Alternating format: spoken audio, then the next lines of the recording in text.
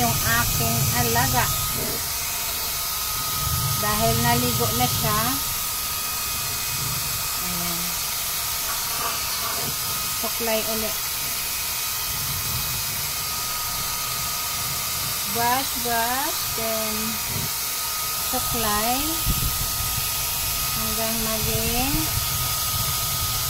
hanggang matuyo yung kanyang buhok.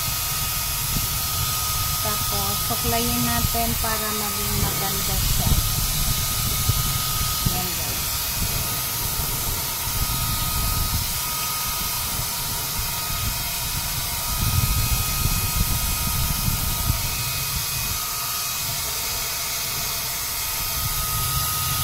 Isang oras na ako dito sa kanya.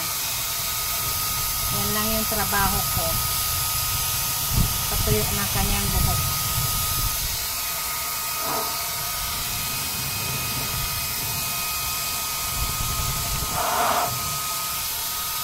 Ayan, fluffy na siya. Fluffy na. Okay. Wait. Your hair.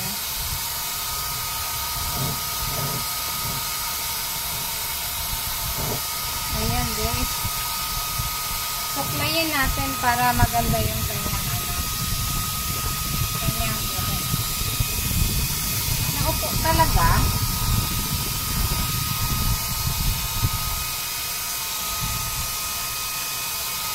Ayan, isang oras na ako.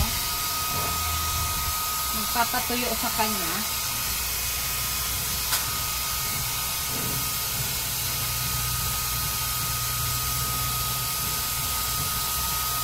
Hindi pa rin ako natutapos. Ganyan kapag nag-alaga tayo ng aso mga guys. Kailangan natin suklayin para yung mga buhok hindi siya ano bang tawag doon, yung magpilipit ba? Para malinis yung ating alaga. Parehas natin, di ba? Malinis. Di ba pag naliligo tayo, nagsusuklay din tayo. Kailangan ganun din yung gawin natin sa alaga natin.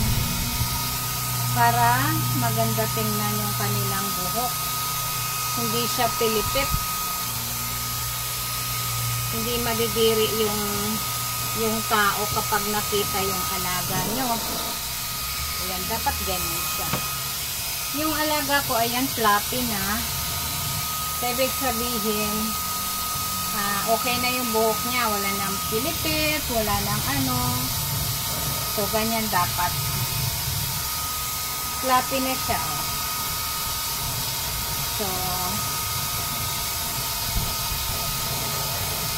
So, ang ganda ng hair niya. Kita niyo, oh. Ibig sabihin, nasuklay ng maayos.